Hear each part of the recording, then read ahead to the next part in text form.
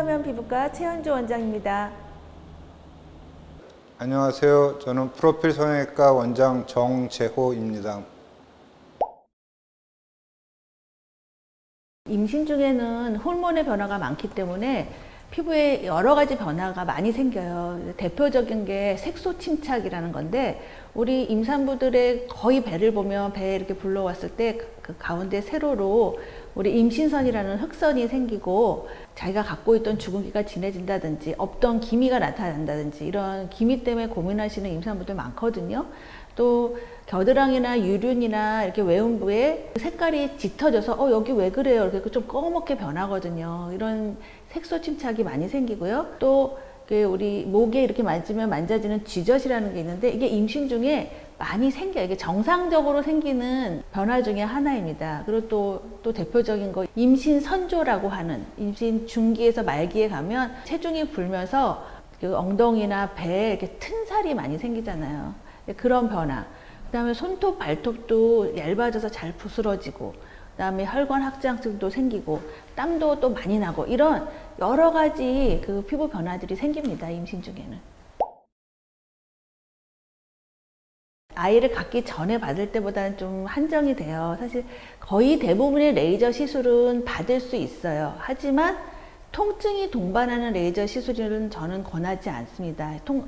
엄마가 느끼는 통증은 아이한테, 태아한테 스트레스로 작용할 수 있기 때문에, 통증을 수반한 그런 레이저 시술은 이제 출산 후로 미루라고 하고요.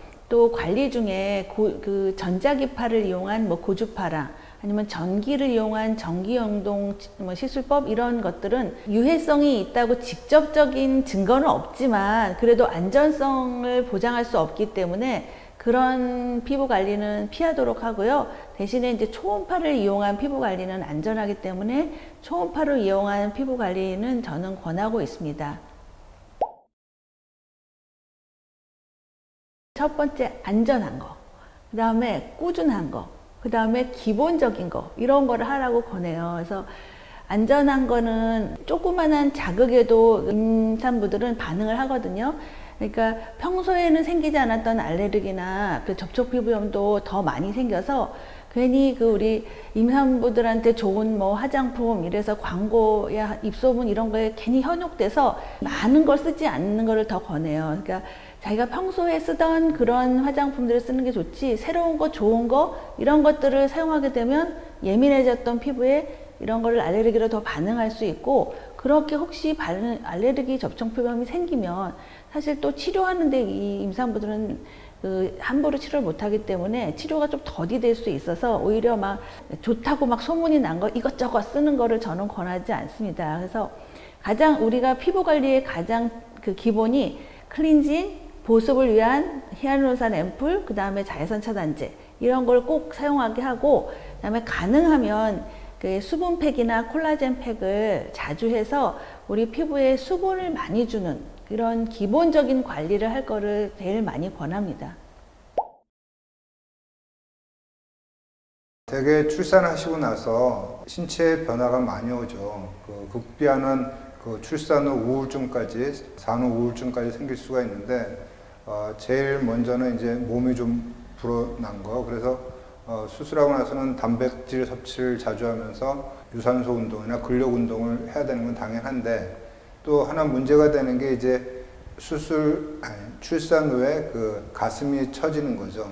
유륜도 많이, 색깔도 색소 침착으로 많이 검어진 상태에서 처지면은 이제 자기 바디 이미지가 많이 안 좋아지니까, 그래서 언제 교정할 수 있냐고 물어보는 경우가 많거든요. 그래서 수유 중에는 저희가 수술을 할 수는 없고, 그래도 수유를 1년이나 2년까지 한다고 그러면 수유가 다 마친 다음에 우리가 유방 보형물을 이용하던가 아니면 지방 이식을 하던가 해서 처진 가슴을 좀 복원해 줄 수가 있거든요. 그러면은 본인도 자신감도 많이 획득을 하고, 그리고 요새는 어차피 유방 보형물을 넣는다고 하더라도 그 근육 밑으로 해서 이중 평면을 사용하기 때문에 다시 또 둘째를 임신한다고 하더라도 수유나 그런 것이 다 가능하기 때문에 그런 것들을 많이 고려하고 있습니다. 출산 후에 가장 많이 하고 싶어 하는 성형수술이 유방수술인가요? 유방수술이죠. 예, 예. 생각보다 특히 중국에서 오는 분들도 출산 후에 많이 하고 싶어하는 체형 수술은 가슴 수술이 제일 많죠.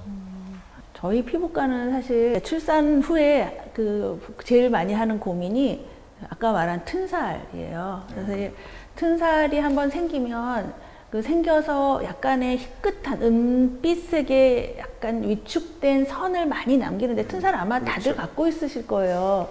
근데 이거는 이제 일단 예방이 중요해서 임신 중에 사실 팽창해서 생기는 거니까 이거를 할 때 콜라겐이 잘 재생되면 덜 생기거든요. 그래서 보습제를 많이 바르고 그다음에 잘 생기는 부위에 마사지를 잘 해서 가능하면 적게 생기게 하는 거고, 그다음에 생긴 다음에 약간 붉어 있을 때는 사실 저희가 약을 바르면 조화는 지는데 이 레티노이드라는 약을 바르거든요.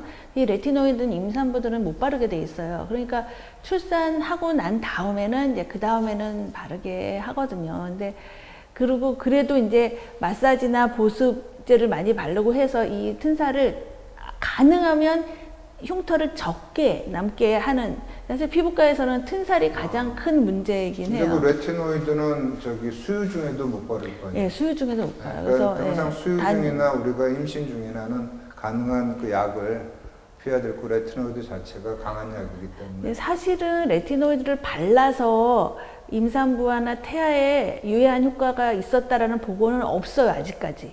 하지만 얘를 먹이거나 뭐 주사를 하거나 했을 때는 태아에 영향을 미칠 수 있기 때문에 발랐을 때의 영향을 모르기 때문에 안전성에 그렇죠. 대해서 보장을 못하니까 그냥 바르지 마세요 이렇게 얘기를 하는데, 이제 수유를 어느 정도 하고 이제 요즘 수유가 끝나게 나면 그때부터는 저는 막 많이 바르라고 합니다.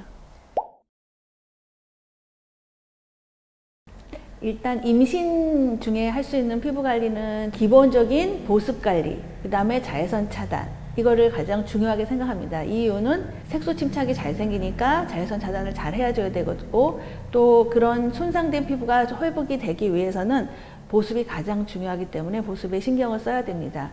또 반면에 이제 출산 후에 임신 중에 망가진 이 피부를 빨리 하고 싶으면 그때는 좀 적극적인 치료를 할 수가 있어요. 이제 출산했기 때문에 그때는 이제 병원에 와서 치료를 하게 되는데, 이때 할 수 있는 방법 중에도 사실 이렇게 아직도 수유 중이고 하기 때문에 아주 어그레시브한 이런 치료가 아니라 임산부한테 많이 부담이 주지 않는 가벼운 뭐 레이저 토닝이라든지 그다음에 뭐 미백 관리든지 보습 관리, 이런 것들을 권하고, 집에서 엄마들이 또 할 수 있는 방법들은 병원에서 하는 걸 그대로 가져가면 돼요. 그래서 비타민 C가 함유된 이런 미백 제품들을 바르고, 그다음에 콜라겐 팩이나 수분 팩들을 자주 하고, 자외선 차단제를 챙겨 바르고, 이렇게 하는 것이 그 출산 후 피부 관리에 가장 중요한 것입니다. 슬기로운 임신백과였습니다.